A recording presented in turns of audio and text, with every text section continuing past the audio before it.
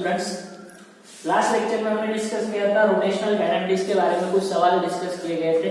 ठीक है, आज के लेक्चर में तो हम आगे बढ़ेंगे रोटेशनल मोशन के अंदर। आज बहुत ही इंपॉर्टेंट पॉइंट हम डिस्कस करने जा रहे हैं। ठीक है, हम डिस्कस करेंगे बेटा आज टॉर्क। ठीक है, क्या डिस्कस करना है हमें? टॉर्क। ये एग्जैक्टली ये जो टॉर्क है, ये टॉर्क होता क्या है और इस टॉर्क की क्या जरूरत है रोटेशनल मोशन के अंदर। ठीक है, तो देखते हैं टॉर्क के बारे में। अब देखो जरा ध्यान से कि ये टॉर्क जो है इसके बारे में अगर मैं बताने की कोशिश करूं बेटा कि रोटेशनल में इसका बहुत ही इंपॉर्टेंट रोल है। विदाउट टॉर्क, ठीक है, विदाउट टॉर्क हम रोटेशनल की बात नहीं कर सकते, इतना इंपॉर्टेंस इसका है। लेकिन सर ये रोटेशनल मोशन के अंदर ये टॉर्क है क्या, ये टर्मिनोलॉजी है क्या एग्जैक्टली, इसको अगर हमें समझना है तो मैं आपको ऐसे समझाने की कोशिश कर देता हूँ। देखिए, अब तक की जो कहानी है उसके हिसाब से अगर हम बात कर लेते हैं, यानी हमने क्या देखा बेटा, लीनियर मोशन देखा, और जैसे हम सर्कुलर में एंटर करेंगे वहां से हमने कौन सा मोशन स्टार्ट किया देखा बेटा, एंगुलर। तो अगर मैं बात कर लेता हूँ बेटा लीनियर, तो लीनियर के अंदर हमने देखा हुआ बेटा कि लीनियर डिस्प्लेसमेंट थी। क्या थी बेटा? लीनियर डिस्प्लेसमेंट थी। ठीक है, एंगुलर में कौन सी डिस्प्लेसमेंट आएगी? एंगुलर डिस्प्लेसमेंट आएगी। ठीक है, इसके बाद यहाँ पे हम बात करेंगे तो कौन सी वेलोसिटी आएगी, बताओ जरा। यहाँ पे हम बात करेंगे तो कौन सी आएगी? लीनियर वेलोसिटी आएगी। ठीक है, यहाँ पे हम बात करेंगे तो कौन सी वेलोसिटी आएगी? एंगुलर वेलोसिटी आएगी। ठीक है, आगे हम बढ़े। ठीक है, लीनियर डिस्प्लेसमेंट और वेलोसिटी यहाँ पे आ जाएगा बेटा कौन? Linear acceleration. कौन आएगा? Linear acceleration. यहाँ के हम बात करेंगे तो यहाँ पे कौन आ जाएगा बेटा? एंगुलर। यहाँ पे कौन आ जाएगा? Angular acceleration. अब लीनियर में हम अगर देखते हैं तो हमने एक और टर्मिनोलॉजी पढ़ी थी बेटा, फोर्स। क्या पढ़ा था? फोर्स। यहाँ पे एंगुलर में एक टर्मिनोलॉजी आएगी बेटा, वो रहेगी बेटा टॉर्क। अब आपको क्लैरिटी मिलेगी। देखो, यानी लीनियर मोशन के अंदर जो काम फोर्स का है, यानी लीनियर मोशन के अंदर जो रोल फोर्स निभा रहा है वही रोल एंगुलर में या रोटेशनल में कौन निभाएगा? टॉर्क। यानी अगर आप ध्यान से देखो तो फोर्स क्या करता था यार, फोर्स किसी बॉडी के जो स्पीड थी या बेसिकली वेलोसिटी थी उसको बढ़ाएगा या घटाएगा। यानी अगर हम बात करेंगे, एक तो एक्सेलरेशन का प्रोड्यूस होता है जब वेलोसिटी में चेंज होता है, और वेलोसिटी में चेंज लेके आने का काम कौन करने वाला था यार? फोर्स करने वाला था। उसी तरह से एक तो ये चीजों को घुमाएगा, एक तो चीजों को क्या करेगा? घुमाएगा, या फिर उनकी जो एंगुलर स्पीड रहेगी, एंगुलर वेलोसिटी रहेगी बेटा, उसको बढ़ाएगा या फिर घटाएगा। ये टॉर्क जो है ना, बेसिकली इस टॉर्क का अगर मैं बात करूं बेटा सिंपल शब्दों में इसको समझाने की कोशिश करूंगा, the turning effect of force is known as बेटा टॉर्क। क्या बोला जाएगा? The turning effect of force is known as बेटा टॉर्क। यानी फोर्स का घुमाने का इफेक्ट, फोर्स का घुमाने का इफेक्ट कहलाएगा बेटा टॉर्क। इन शॉर्ट अगर मैं बात कर लेता हूं बेटा, आप F is equal to ma जानते हो ना? F इज इक्वल टू क्या जानते हो यार? ma। यानी फोर्स इज इक्वल टू क्या जानते हो आप लोग? Mass into acceleration. उसी तरह से यहाँ पे आएगा बेटा torque tau is equal to mass का रोल यहाँ पे कौन निभा रहा है बेटा? Moment of inertia. जो लीनियर के अंदर मास का रोल था वो एंगुलर में कौन निभा रहा है? Moment of inertia. और एक ही जगह क्या आ जाएगा बेटा? अल्फा। तो यहाँ पे देखिए F is equal to ma, और यहाँ पे क्या आ जाएगा? Torque is equal to I into alpha. यानी लीनियर के अंदर जो रोल फोर्स का था वही रोल यहाँ पे किसका था बेटा? टॉर्क। जैसे कि समझने की कोशिश कर ले तो बेटा फिर से देखिए, मान लेते बेटा यहाँ पे मान लिया कुछ फ्लो रहा होगा, यहाँ पे कोई ब्लॉक है सपोज टू बी, इसका कुछ मास होगा m। ठीक है, एक फ्लोर है, उस फ्लोर के ऊपर एक ब्लॉक रखा हुआ है, उस ब्लॉक का मास कितना है बेटा? m।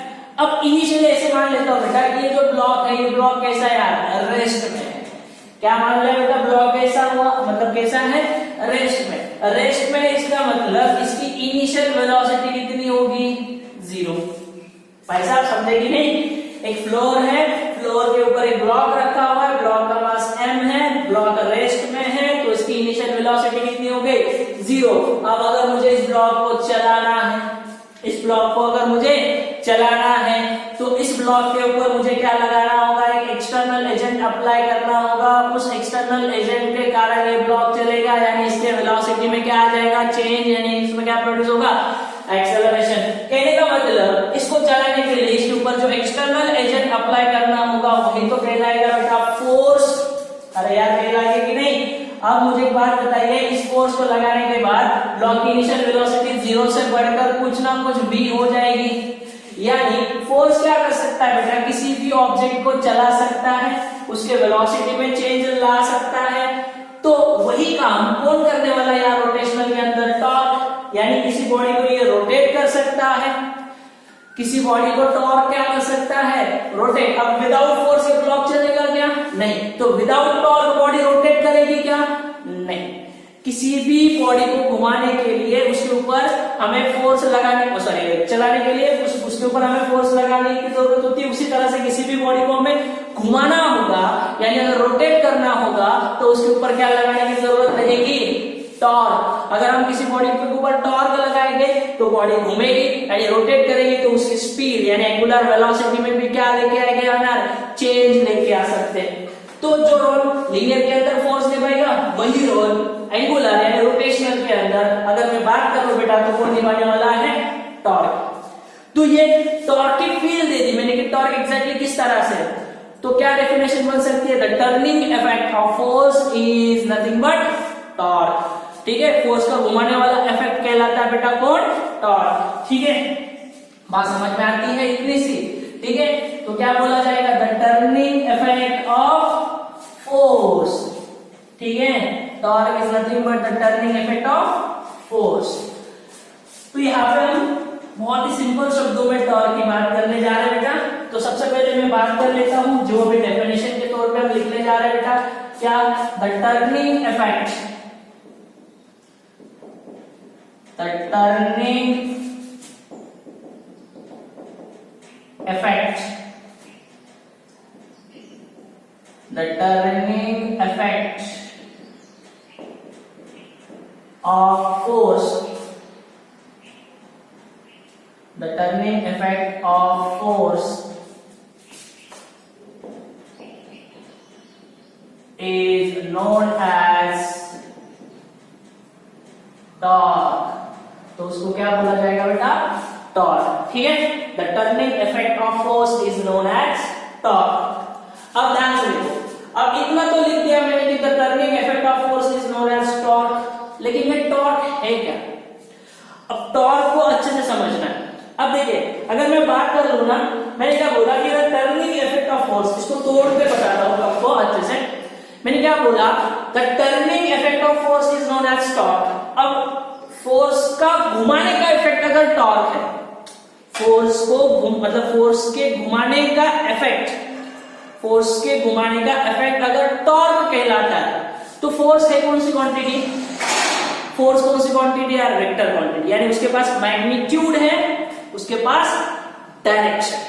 अब ध्यान से देखो क्या बता रहा हूं, उसके पास मैग्नीट्यूड है, उसके पास डायरेक्शन है। यानी कितना फोर्स लगा रहे हो, कितना फोर्स लगा रहे हो, यानी कहने का मतलब मैग्नीट्यूड वाइज बात कर रहा हूं। जितना ज्यादा मैग्नीट्यूड का फोर्स लगाओगे टॉर्क उतना ज्यादा होगा क्या, या डायरेक्शन भी मैटर करेगी। इसके अलावा एक और बात मैटर करती है, वो मैटर करती है बेटा पॉइंट ऑफ एप्लीकेशन। क्या मैटर करती है वो, पॉइंट ऑफ एप्लीकेशन। बात समझ लो, क्या मैटर करती है, पॉइंट ऑफ एप्लीकेशन। किस तरह से इसके ऊपर टॉर्क अप्लाई किया जा सकता है, ये बात हम करने जा रहे हैं। तो मैंने बताया कि टॉर्क जो है, अगर हम बात करें तो टर्निंग इफेक्ट ऑफ फोर्स कहलाता है। तो कहने का मतलब है फोर्स जो क्वांटिटी है बेटा वो वेक्टर क्वांटिटी है। ठीक है, तो वेक्टर क्वांटिटी है, इसका मतलब इसके पास मैग्नीट्यूड भी है और डायरेक्शन भी आएगी। ठीक है, तो उसके पास मैग्नीट्यूड भी रहेगी और डायरेक्शन भी रहेगी। तो ये मैग्नीट्यूड के ऊपर भी डिपेंड करेगा, डायरेक्शन के ऊपर भी डिपेंड करेगा, और एक और बात के ऊपर डिपेंड करता है, इट्स लाइन ऑफ एक्शन। किसके ऊपर डिपेंड करेगा, इट्स लाइन ऑफ एक्शन। अब ये सर लाइन ऑफ एक्शन का मतलब क्या है कि किस डायरेक्शन में, किस तरह से, किस पॉइंट के ऊपर फोर्स अप्लाई की जा रही है। ये कहलाएगी बेटा इसकी क्या, लाइन ऑफ एक्शन। यानी अगर हम बात कर लेते हैं ये किस किस के ऊपर डिपेंड करने वाला बेटा, फोर्स की हम बात कर लेते हैं तो मैग्नीट्यूड के ऊपर डिपेंड करेगा। सेकंड अगर मैं बात कर लेता हूं बेटा डायरेक्शन वाइज अगर हम बात कर लेते हैं, ठीक है। और अगर हम थर्ड देखें तो किसके ऊपर डिपेंड करने वाला है, इट्स लाइन ऑफ एक्शन। किसके ऊपर डिपेंड करने वाला है बेटा, इट्स लाइन ऑफ एक्शन। अब ध्यान से देखो कि लाइन ऑफ एक्शन का मतलब क्या है। अगर आप ध्यान से देखो, मैं टॉर्क को सिंपली लिख भी सकता हूं डायरेक्टली, लेकिन मैं आपको समझाने की कोशिश करूंगा कि एग्जैक्टली टॉर्क किस तरह से होता है। देखो अगर हम बात कर लेते हैं किसी पॉइंट की, हम बात कर लेते हैं, बहुत ही सिंपल से बात कर रहा हूं बेटा। मान लिया बेटा मैंने यहाँ पे आपको समझाने के लिए यहाँ पे कंसिडर की बेटा एक रॉड। ध्यान से देखो क्या बता रहा हूं, मैंने क्या बोला, आपको समझाने के लिए मैंने यहाँ पे एक रॉड बनाई।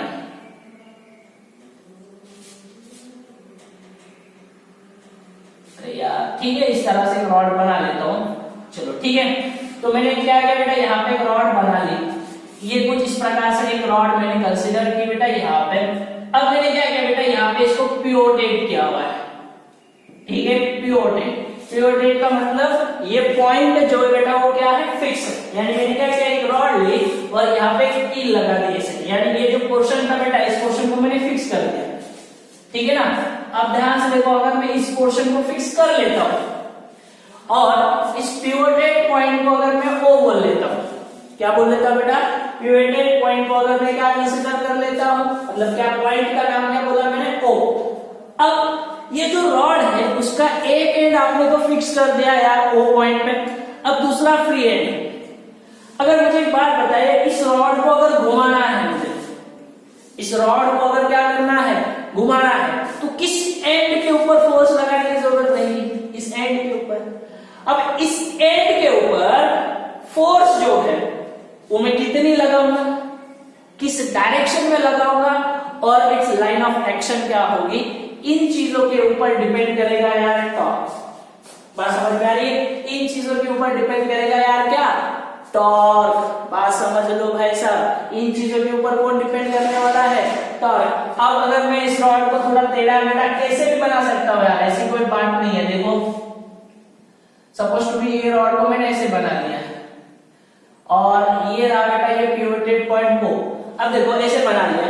अब फोर्स कैसे लगाऊं, तो मैं कंसीडर करता हूं आपको समझाने के लिए कि मैंने ऐसे फोर्स लगा दी, इनिशियली मैंने ऐसे कुछ फोर्स लगा दी, ठीक है। मान लिया बेटा मैंने ऐसे कुछ फोर्स लगा दी। अब ये जो फोर्स मैंने लगाई, अब ये जो फोर्स है बेटा ये टर्निंग इफेक्ट प्रोड्यूस कर पाएगी क्या, सॉरी ये जो फोर्स मैंने लगाई ये टर्निंग इफेक्ट प्रोड्यूस कर पाएगी क्या, इतनी ये कैपेबल है क्या कि ये टर्निंग इफेक्ट प्रोड्यूस कर पाएगी कि नहीं, ठीक है। इसको चेक करना है, ये मैंने फोर्स F यहां लगा दी है। अब देखो ये इसको घुमा पाएगी क्या, अब ध्यान से देखो, अगर ये इसको कैपेबल है बेटा घुमाने के लिए, अगर आप इस फोर्स को देखते हो, ये जो रॉड है इसको मैंने यहाँ पे पिवोटेट किया हुआ था, इस पॉइंट के अबाउट मुझे टॉर्क लिखना है।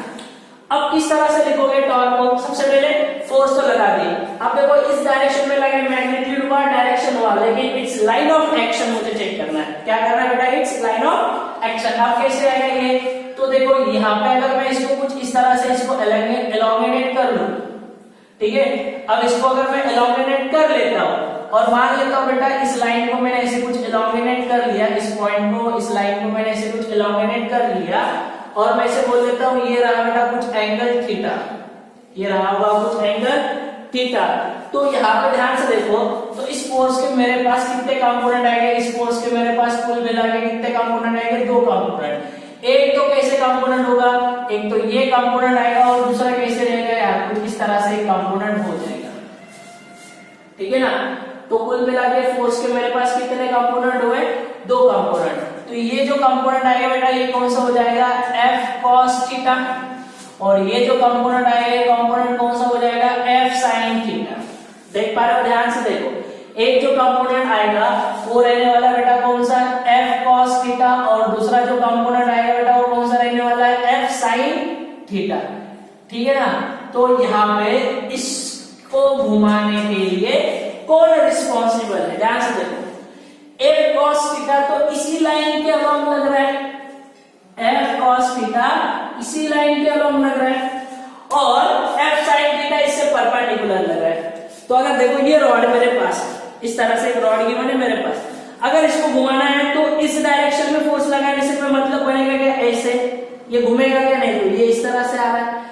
अब इस डायरेक्शन में तो कोई मतलब नहीं बनने वाला है, तो किस डायरेक्शन में, इस डायरेक्शन में अगर मैं फोर्स लगाता हूं, देखो ध्यान से, तो ये घूम रहा है, देखो इस डायरेक्शन में, इस तरह से देखो, सोचो यार, ऐसे फोर्स लगाने से थोड़ी चलेगा ये, नहीं, इसको क्या करना होगा बेटा, ऐसे फोर्स लगाना होगा या फिर ऐसे फोर्स लगाना होगा, यानी हमेशा कैसा होगा बेटा, परपेंडिकुलर, यानी टॉर्क जो आएगा, टॉर्क, अगर ये दूरी जो रहेगी बेटा, सपोज टू इस दूरी को कहा जाता है आर, अगर ये आर है तो इस आर का भी कंपोनेंट के तौर पे अगर आप ध्यान से देखो, ये थीटा, अगर इसको थीटा कंसीडर कर लूं तो ये आ जाएगा बेटा क्या, आपके पास कौन सा पॉइंट आने वाला है, ये बताओ तो जरा, ये आ जाएगा बेटा आर साइन थीटा, कौन सा पॉइंट आ जाएगा, ये आर साइन थीटा, यानी टॉर्क जो होता है बेटा, अगर मैं टॉर्क की बात कर लेता हूं, टॉर्क जो आएगा वो टॉर्क कहलाएगा, टॉर्क तो इज इक्वल टू, अब देखिए दो तरह से आप इसको बोल सकते हो, आप इसको दो तरह से बोल सकते हो टॉर्क को, एक तो टॉर्क तो इज इक्वल टू आप बोल सकते हो क्या बेटा, F perpendicular into are sine theta के तौर पे बोल लो, या फिर आप टॉर्क को दो तरह से लिख सकते हो, एफ साइन थीटा, ठीक है, इनटू आर, ठीक है, यानी अगर आप देखो तो F sine theta into R कहलाएगा, तभी भी टॉर्क बनेगा। और अगर आप ध्यान से देखो तो आपको लिखने के तरीके बहुत अलग अलग हो सकते हैं यार, ठीक है, लिखने के तरीके बहुत ही अलग अलग हो सकते हैं। क्या हो सकता है, एक तो ऐसे बोला जा सकता है कि टॉर्क जो आएगा बेटा वो टॉर्क किसके बराबर होगा, तो आप ऐसे लिख सकते हो, force into perpendicular distance from the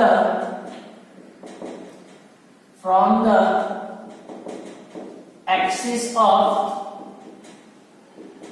rotation. क्या बोला जाएगा, torque to is equal to force into perpendicular distance from the axis of rotation, यानी इसका सिंबल होता है बेटा टॉर्क का टाउ, ठीक है, टॉर्क का सिंबल ऐसे होता है बेटा, इसको बोला जाता है टाउ, तो क्या आ जाएगा, torque tau is equal to force, तो फोर्स कितना लगाया था आपने, F into perpendicular distance from the axis of rotation.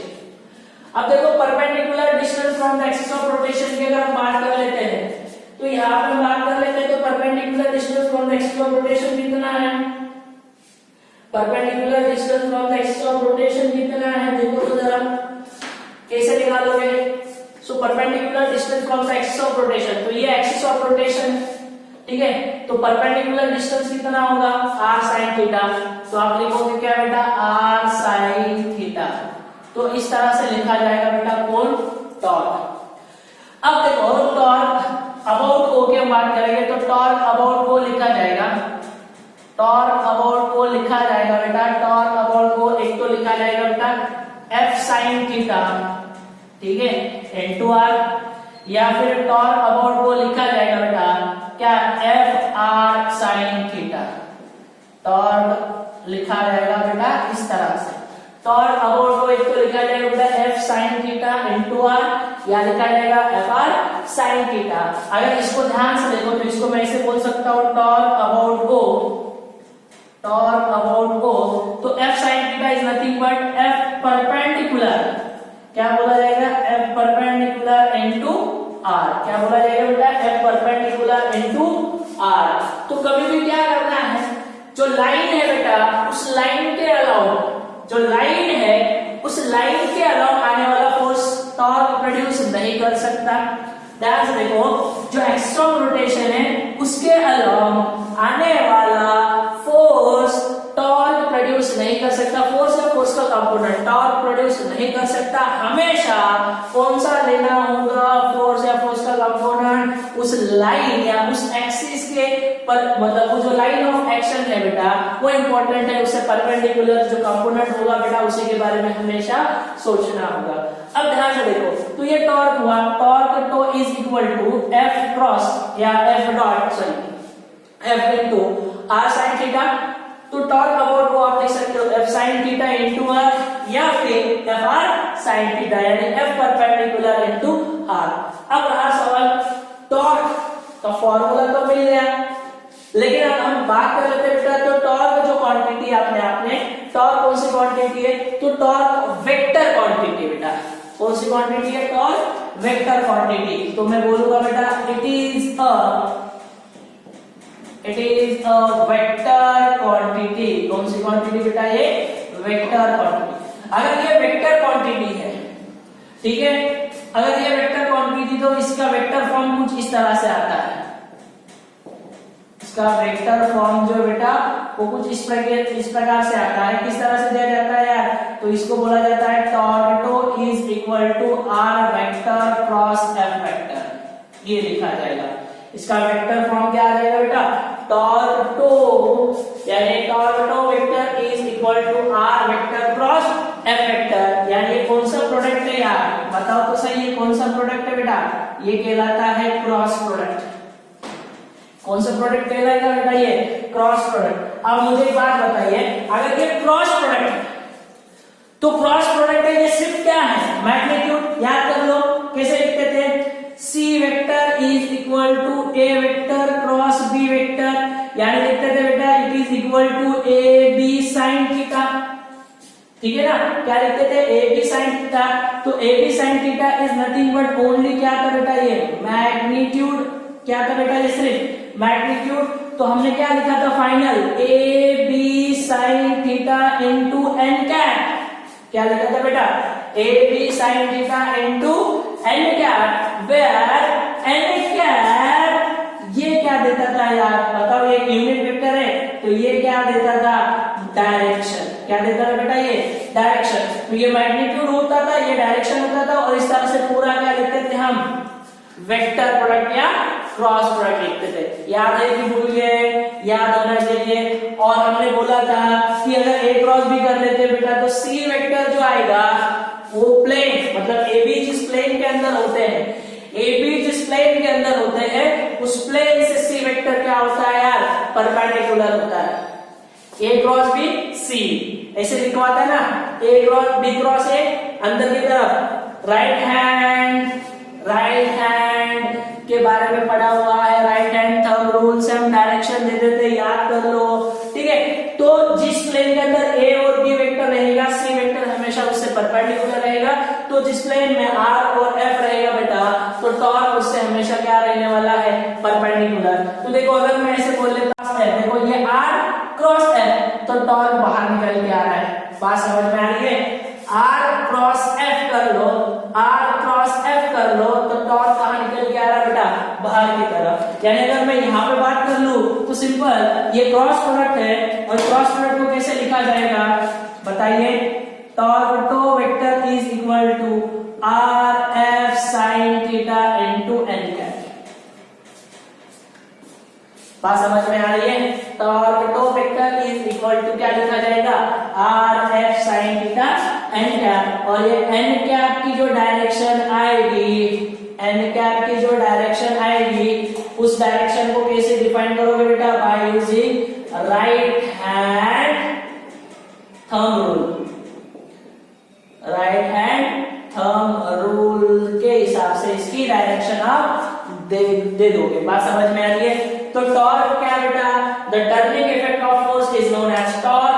Torque किन प्रॉपर्टी पर डिपेंड करेगा, मैग्नीट्यूड, डायरेक्शन और लाइन ऑफ एक्शन। और टॉर्क को किस तरह से मतलब उसको कैलकुलेट करना होता है, ये फॉर्मूला आ जाएगा बेटा, torque is equal to F sine theta या एफ आर साइन थीटा, या torque is equal to F perpendicular into R. और उसको याद कर सकते हो, torque is equal to are vector cross F vector, cross product है, यानी कौन सी क्वांटिटी है, वेक्टर क्वांटिटी। अब बात कर लेते हैं बेटा इसकी यूनिट्स एंड डायमेंशन की कुछ। अगर हम बात करते हैं बेटा इसकी यूनिट्स एंड डायमेंशन की, तो टॉर्क जो है उसका यूनिट क्या है, फोर्स है, तो यूनिट आ जाएगा न्यूटन। और आर यानी डिस्टेंस है बेटा, परपेंडिकुलर डिस्टेंस मानेंगे हम उसको, तो यूनिट आ जाएगा मीटर, तो इसका यूनिट आ जाएगा बेटा न्यूटन मीटर। क्या आना है बेटा इसका यूनिट, न्यूटन मीटर। अगर इसका यूनिट न्यूटन मीटर आ चुका तो रहा सवाल इसके डायरेक्शन का, सॉरी इसके डायमेंशन का। तो अगर इसकी डायमेंशन अगर हमें कैलकुलेट करनी है तो किस तरह से, तो फोर्स की डायमेंशन क्या आ जाएगी, m1 l1 t-2, और इसमें l और जोड़ दो तो m1 l2 t-2, तो इसकी डायमेंशन आ जाएगी बेटा m1 l2 t-2, ये इसकी डायमेंशन हो जाएगी। अब आपको समझाने के लिए यानी टॉर्क अगर आपको समझना है तो कुछ एग्जांपल के थ्रू चलेंगे, तो जिनके द्वारा आपको टॉर्क क्या है ये समझ में आएगा, ठीक है। तो एग्जांपल ले लेते हैं बेटा, तो एग्जांपल से आपको बढ़िया सी फील आ जाएगी कि एग्जैक्टली टॉर्क किस तरह से है, ठीक है। एग्जांपल जो है अभी फंडामेंटल है, आप इसको सॉल्व करने के लिए आपको पता है कि क्रॉस प्रोडक्ट को किस तरह से सॉल्व किया जाता था, आप डिटरमिनेंट मेथड भूले नहीं होंगे, वेक्टर में पढ़ाए थे, ठीक है। तो उस डिटरमिनेंट मेथड से भी आप इसको इजीली सॉल्व कर सकते हो। अगर आपके पास आर वेक्टर होगा, अगर आपके पास आर वेक्टर होगा इन टर्म्स ऑफ आई जे के, अगर आपके पास एफ वेक्टर होगा इन टर्म्स ऑफ आई जे के, तो और आपसे पूछा जाता है बताइए क्रॉस प्रोडक्ट, तो आप क्या कर लोगे, R vector cross F vector कर लोगे, और उस डिटरमिनेंट मेथड से आप इजीली सॉल्व करते हुए इसको बता पाओगे, ठीक है। उसी टाइप के एग्जांपल में हम डिस्कस करेंगे। तो फिलहाल बहुत ही फंडामेंटल एग्जांपल हम डिस्कस करने की कोशिश कर लेते हैं, ठीक है। तो एग्जांपल क्या है समझाता हूं, एग्जांपल एग्जैक्टली किस तरह से,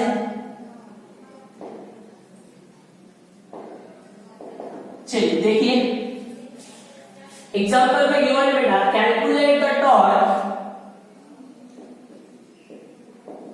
calculate the torque, magnitude and direction,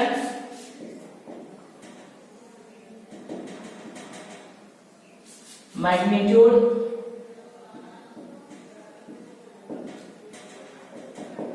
and direction, दोनों के बारे में बात करनी है, यहाँ पे दोनों की बात करनी है, magnitude and direction about point O,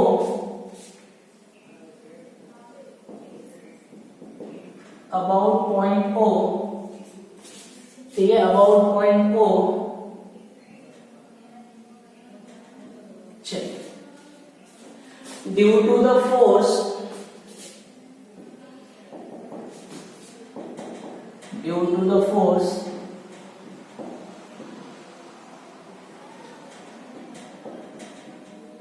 due to the force as shown,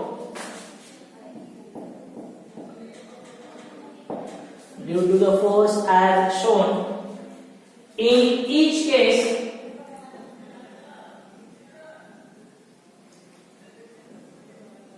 in each case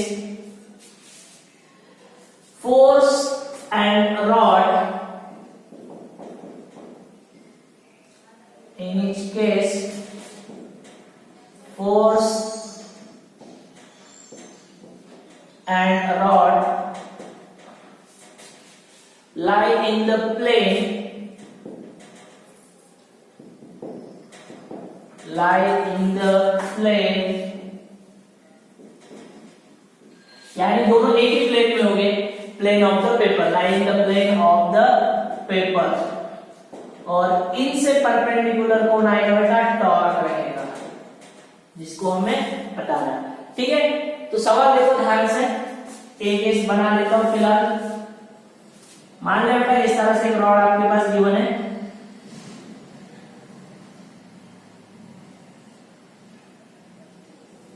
ठीक है, ये कुछ रॉड आपके पास गिवन है, इसकी जो लेंथ है यानी ये दूरी, ये गिवन है बेटा कितनी, 3 मीटर, ओके। और ये रहा बेटा पॉइंट को, इसके ऊपर हमें टॉर्क बताना है, और फोर्स जो लग रही है बेटा वो फोर्स लग रही है कितनी इसके ऊपर, F is equal to given बेटा कितनी आपके पास 10 न्यूटन। ठीक है, तो एक केस मैंने बहुत ही सिंपल बना दी है बेटा, तो आपको बताना है यहाँ पे क्या हो जाएगा। तो फोर्स को मैं डायरेक्शन में थोड़ा नॉर्मल इसको चेंज करके देता हूँ, ऐसे कुछ फोर्स बना दी मैंने।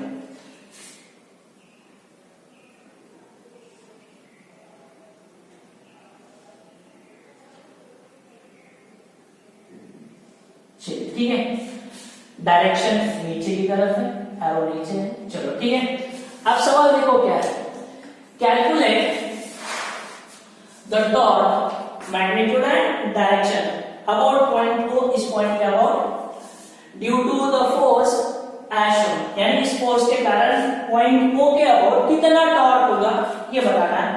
इन each case force and rod lie in the plane of the paper, दोनों एक ही प्लेन ऑफ द पेपर में लाई कर मतलब है, आपको बताना है पॉइंट O के अबाउट टॉर्क कितना। अब टॉर्क को कैलकुलेट करने का तरीका क्या है, तो टॉर्क अबाउट O कैसे लिखा जाएगा, ध्यान से देखो। अब मुझे एक बात बताइए, इस फोर्स का कोई कंपोनेंट बनेगा क्या, नहीं, ये खुद परपेंडिकुलर है, डायरेक्टली बोल सकते हो। तो टॉर्क अबाउट O कितना होगा, फोर्स इनटू परपेंडिकुलर डिस्टेंस आ जाएगी ना, force into perpendicular distance from the axis of rotation, तो कितना आ जाएगा 10 इंटू 3, यानी कितना आएगा बेटा 30 न्यूटन मीटर। ये रहेगा बेटा इस O पॉइंट के अबाउट आने वाला टॉर्क। ठीक है, चलिए अगर हम बात कर लेते हैं बेटा बी केस की, तो बी केस के अंदर गिवन है बेटा रॉड, बी केस के अंदर क्या गिवन है बेटा रॉड,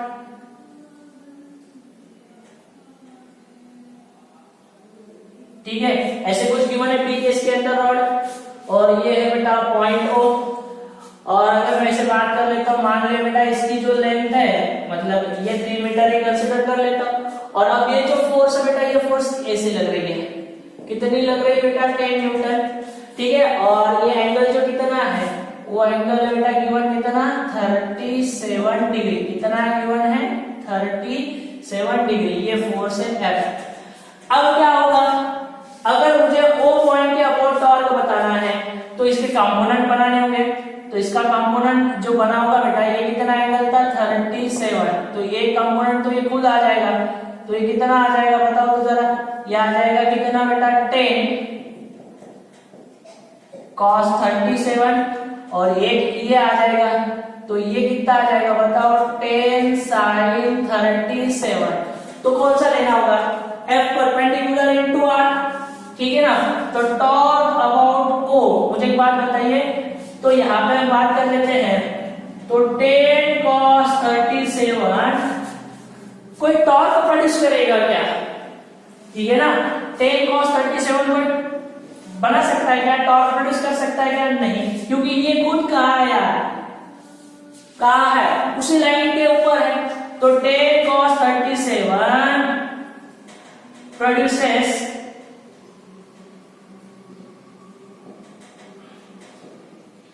ठीक है, 10 cos 37 प्रोड्यूसेस नो टॉर्क, या फिर 10 cos 37 does not produce torque, ठीक है। सो 10 cos 37 does not produce torque, ये कोई टॉर्क प्रोड्यूस नहीं कर सकता। तो क्या बोलोगे, टॉर्क अबाउट O, ठीक है ना। सो टॉर्क अबाउट O, यहाँ पे हमने सिर्फ ये बात कर ली, क्या मैग्नीट्यूड वाइज डायरेक्शन दे देते हैं, तो क्या करोगे, देखो R क्रॉस F करना है, तो ये R, ये तो R देखो ध्यान से, R क्रॉस F कहाँ है बेटा, अंदर की तरफ है। सो R क्रॉस F यानी कहाँ है टॉर्क, अंदर की तरफ है, तो हम ऐसे बोलेंगे 30 न्यूटन मीटर, कौन सी डायरेक्शन देखो, क्लॉकवाइज है या एंटी क्लॉकवाइज है, तो ये कौन सी डायरेक्शन है, क्लॉकवाइज, ठीक है। तो हम बात कर लेते हैं बेटा क्या, 30 न्यूटन मीटर क्लॉकवाइज, ठीक है, 30 न्यूटन मीटर क्लॉकवाइज, यानी इसका मतलब ये क्या आ जाएगा 30 न्यूटन मीटर, इसको बोला जाएगा बेटा टॉर्क कहाँ है, इनवर्ड, अंदर की तरफ है, ठीक है ना। कैसे कर लोगे, आर क्रॉस एफ, देखो ये एक तो कौन सी डायरेक्शन आई है, ठीक है ना, क्लॉकवाइज, और कहा है बेटा ये इनवर्ड। चलो यहाँ पे बात कर लेते हैं, तो यहाँ पे कितना आ जाएगा 10 sin 37 इंटू क्या आ जाएगा बेटा 3, तो ये आ जाएगा 10 sin 37, sin 37 किसके बराबर होता है यार 3/5 के बराबर, ठीक है, इंटू 3, सही है। तो cos 37 किसके बराबर होता है 4/5 और ये 3/5, यानी कितने से जा रहा है बेटा 2 से, यानी 6 यानी 18, ठीक है न्यूटन मीटर। अब देखो कैसे कर लोगे, ये रहा आर क्रॉस है, क्या रहा बेटा आर क्रॉस है, आर क्रॉस है कहा बेटा बाहर की तरफ, तो 18 न्यूटन मीटर, एक तो क्या आ जाएगा एंटी क्लॉकवाइज, ठीक है, एंटी क्लॉकवाइज, या फिर क्या बोलोगे बेटा इसको 80 न्यूटन मीटर कहा है आउटवर्ड, कहा है बेटा आउटवर्ड। चलिए थर्ड केस में चलेंगे, थर्ड केस में चलेंगे बेटा, थर्ड केस में फिर से बना लेता बेटा एक रॉड,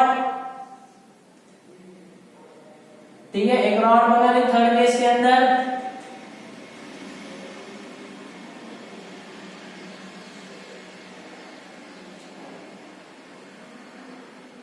चलिए ठीक है, इस तरह से एक रॉड बना ली, ये रहा बेटा पॉइंट अबाउट हो।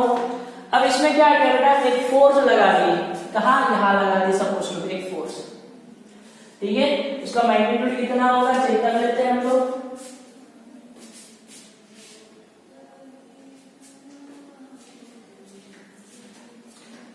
ठीक है, एक फोर्स लगा दी है यहाँ पे 5 न्यूटन,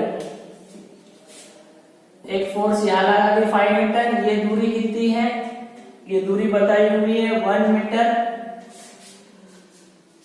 इसकी पूरी दूरी बेटा कितनी है 3 मीटर, और एक फोर्स यहां लगा दिया यार, मतलब इस तरह से ही है सेम 10 न्यूटन, और ये एंगल गिवन है बेटा कितना 37, कुछ उसी टाइप का सवाल है यार, सिर्फ यहाँ पे कुछ अलग करके देने की कोशिश की हुई है, ठीक है। तो अगर आप ध्यान से देखो, तो अगर हम बात कर लेते बेटा कंपोनेंट वाइज अगर जा रहे हैं बेटा हम लोग, तो यहाँ पे वही आ जाएगा, ये क्या आ जाएगा 10 बोलिए cos 37, और ये आ जाएगा बेटा कितना बोलो 10, तो क्या बोलोगे आप लोग 5 न्यूटन, क्या बोलोगे बेटा 5 Newton, and 10 sin 37 both rotate the rod, कैसे घुमाएंगे बेटा उसको, कौन सी डायरेक्शन है एंटी क्लॉकवाइज,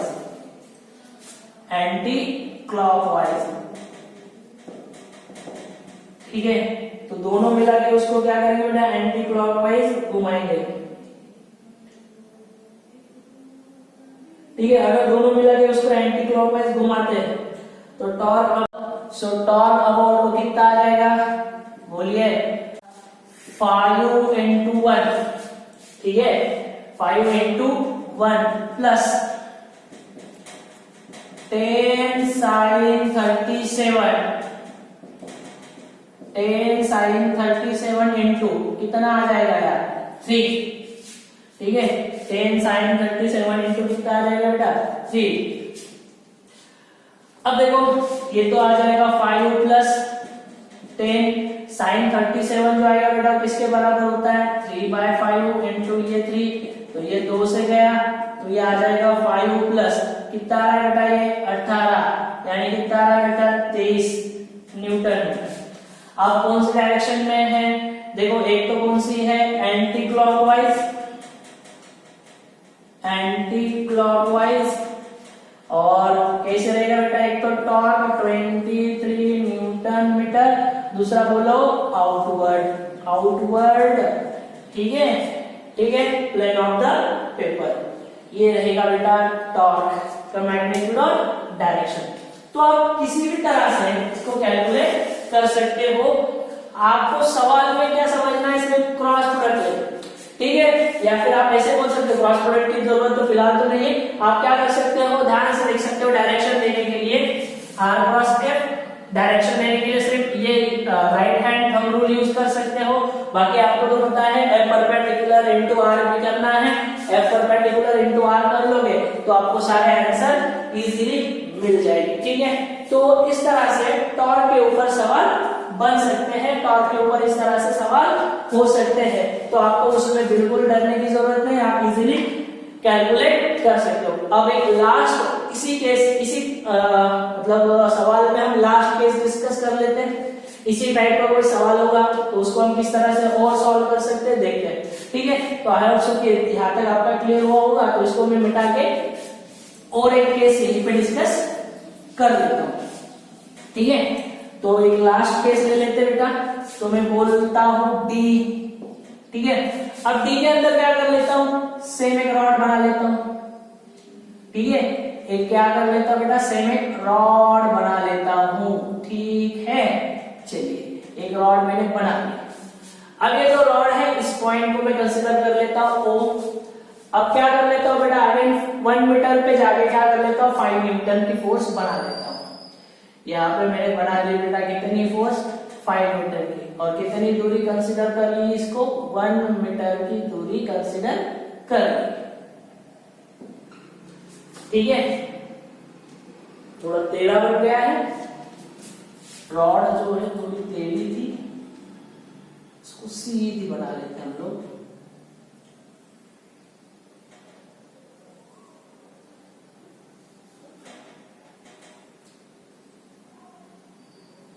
चलिए ठीक है। तो मान लिया बेटा ऐसी कुछ एक रॉड मैंने कंसीडर कर ली, और ये मान लिया बेटा पॉइंट को, और यहाँ पे कंसीडर कर ले बेटा कितनी फोर्स होगी है, चलो 5 न्यूटन की फोर्स मैंने बोल ली यहाँ पे होगी। और ये जो दूरी है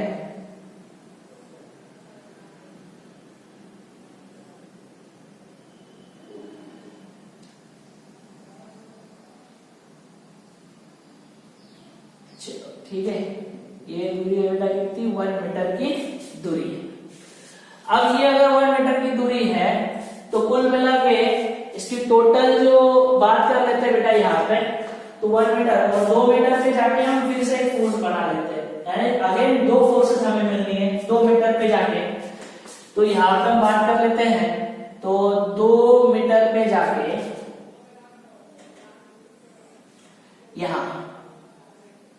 यहाँ एक और फोर्स मैंने बना ली बेटा कितनी, 10 न्यूटन की, ठीक है ना। 2 मीटर पे जाके एक और फोर्स मैंने कंसीडर कर ली बेटा कितनी, 10 न्यूटन की 2 मीटर पे जाके, और एक और फोर्स यहाँ लग रही है इस डायरेक्शन में कितनी, 10 न्यूटन, ठीक है। अब ये एंगल का कुछ पता नहीं है कि एग्जैक्टली क्या है, किस तरह से, ठीक है। तो उसको एक बार चेक कर लेता हूं। गिवन है बेटा एंगल कितना गिवन है, तो एंगल गिवन है यहाँ पे 37 डिग्री, ठीक है। तो एंगल गिवन है बेटा कितना, 37 डिग्री। तो एंगल अगर 37 डिग्री गिवन है, 2 मीटर है, तो आप देख पा रहे हैं बेटा यहाँ पे इसके कंपोनेंट निकल के आएंगे। तो एक कंपोनेंट तो भाई साहब ये खुद निकल के आने वाला है, तो ये कितना हो जाएगा बताओ, ये फोर्स कितनी है, 10 cos 37 ये निकल के आएगा, और ये यहाँ निकल के आएगा, ठीक है ना। तो यहाँ पे जो निकल के आएगा वो कितना होगा, तो यहाँ पे जो निकल के आएगा ये वाला कंपोनेंट, ये फोर्स वाला कंपोनेंट, तो ये हो जाएगा बेटा कितना, 10 sin 37, ठीक है ना। तो एक तो cos और दूसरा sin 37, तो परपेंडिकुलर कौन सा है यार, 10 cos 37 परपेंडिकुलर है ना। तो हम यहाँ पे लिख सकते हैं कि क्या, 10 न्यूटन, यानी ये 10 न्यूटन प्रोड्यूस 10 न्यूटन प्रोड्यूस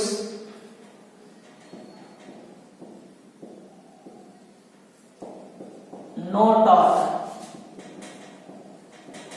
यानी ये किसी भी प्रकार का टॉर्क प्रोड्यूस नहीं कर सकता। और अब बात कर लेते हैं बेटा, तो 5 न्यूटन वाली जो फोर्स है उसको कहाँ घुमाएगी, कौन से डायरेक्शन में घुमाएगी, क्लॉकवाइज या एंटी क्लॉकवाइज, किस डायरेक्शन में घुमाएगी, एंटी क्लॉकवाइज। सो हम बात करेंगे बेटा 5 Newton rotates the rod clock anti clockwise, ठीक है ना। यानी ये जो 5 न्यूटन वाली जो फोर्स है, ये वाले 5 न्यूटन वाली जो फोर्स है, इस रॉड को कौन से डायरेक्शन में घुमाएगी, बोलो एंटी क्लॉकवाइज। और ये 10 cos 37 इसको कैसे घुमाएगी, बोलिए clockwise. So 5 Newton force rotates the rod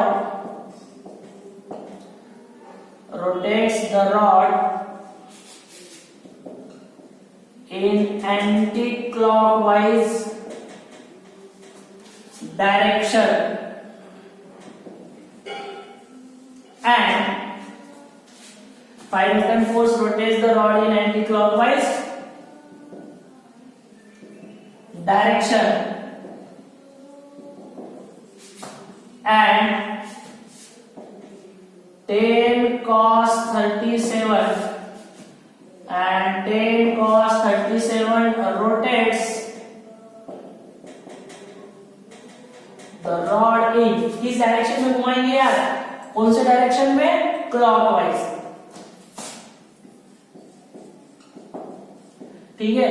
so torque about वो अगर हम लिखने की कोशिश कर लेते हैं, बेटा तो किस तरह से आएगा, देखो टॉर्क अबाउट वो फर्स्ट हम लिखेंगे बेटा क्या, 5 न्यूटन इंटू 1 माइनस, क्योंकि दोनों अपोजिट डायरेक्शन में इसलिए माइनस लगा के आ रहा है, ये नीचे लग रहा है, ये ऊपर लग रहा है, इसलिए माइनस। देखो ये दोनों कहा थे यार, पहले वाले सी के केस को अगर याद कर लेते हो तो सी के केस में दोनों एक ही डायरेक्शन में तो प्लस लेके चले थे, अब ये दूसरे के अपोजिट में तो क्या लेके चल रहे हैं बेटा हम लोग, माइनस।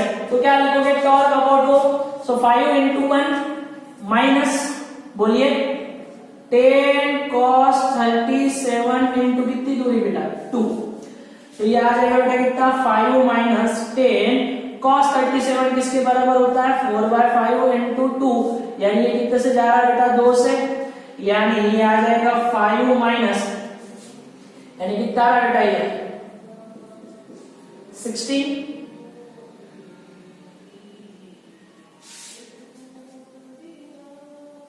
हाँ 16 आ रहा है ना,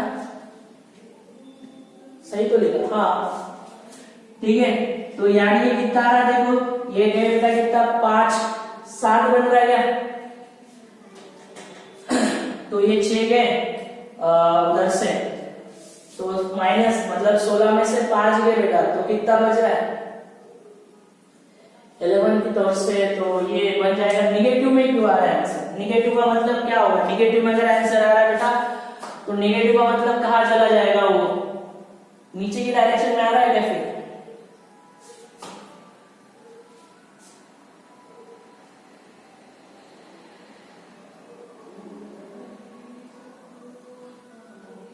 37 वैसे ही था ना, हाँ बिल्कुल सही है हमारा आंसर, कोई दिक्कत की बात नहीं आ रही है, सिर्फ उनका आंसर थोड़ा अलग है हमसे, उनका आंसर थोड़ा अलग है हमसे। वो भाई साहब जो है कंपोनेंट लेने में गलती कर रहे हैं, एक तो उन्होंने बोला ये 10 cos 37, तो 10 cos 37 नहीं आ सकता, 10 गलती हो गई उनसे, 3/5 नहीं 4/5 आएगा, 16 आएगा, तो 5 है तो वहां से कितना बच रहा है, 11 के तौर पे आ जाएगा हमारा आंसर, ठीक है ना, ठीक है। तो सही है बिल्कुल हमारा, उसमें कोई दिक्कत की बात नहीं है, माइनस में आंसर है, लेकिन उनका कुछ अलग है, ठीक है, वही चेक कर रहे थे बेटा, ठीक है। तो माइनस का मतलब ये जो आएगा बेटा वो किस डायरेक्शन में घूमेगा, ध्यान से, नेगेटिव का मतलब वो किस डायरेक्शन में, तो हमने अगर मान लिया ऊपर वाली डायरेक्शन अगर हम पॉजिटिव कंसीडर कर लेते, ठीक है ना, तो वो ऊपर की डायरेक्शन पॉजिटिव कंसीडर नीचे, तो रॉड कहाँ घूमेगा, नीचे की तरफ, ठीक है। तो सवाल किसी भी तरह से आ जाए तो आपको डरने की जरूरत नहीं, आप इजीली कैलकुलेट कर सकते हो। तो इस तरह के जो सवाल बन सकते हैं बेटा, जितने टाइप के सवाल बन सकते हैं, हम अलग अलग ढंग से उनको डिस्कस करने की कोशिश कर लेंगे। तो आई होप सो कि आपको ये क्लियर होगा।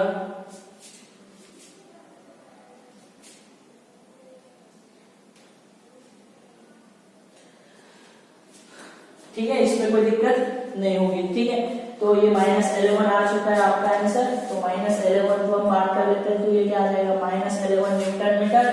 और अगर बात की जाएगी तो कहाँ घूमेगा रॉड, बताइए, नीचे की तरफ, यानी ये कौन सी डायरेक्शन होगी, तो डायरेक्शन के तौर पर अगर मैं सोचूं तो r क्रॉस f कर लोगे ना, तो r क्रॉस f तो कहाँ घूमेगा बेटा, क्लॉकवाइज। तो कहाँ चला जाएगा ये, क्लॉकवाइज, यानी ये क्लॉकवाइज, या फिर क्या लिख सकते हो उसको यार आप, आउटवर्ड आएगा या इनवर्ड आएगा, तो इनवर्ड होगा। ठीक है, तो कुछ इस टाइप के सवाल आपको देखने को मिल सकते हैं, आप इजीली सवाल को सॉल्व कर सकते हो। ठीक है, तो आज हमने फंडामेंटल बात कर ली, बहुत ही बेसिक सी बात कर ली बेटा टॉर्क, और टॉर्क के ऊपर बहुत ही फंडामेंटल बेसिक से सवाल डिस्कस किए हुए। तो आने वाले लेक्चर में टॉर्क के बारे में और डिटेल में और बहुत बढ़िया बढ़िया एग्जांपल्स हम डिस्कस करने वाले हैं। ठीक है, सो नेक्स्ट लेक्चर में हम टॉर्क के बारे में और ज्यादा से ज्यादा अच्छे अच्छे सवाल डिस्कस करेंगे। ठीक है, सो आज के लिए रुक जाते हैं। Thank you so much. ठीक है, मिलेंगे नेक्स्ट लेक्चर में।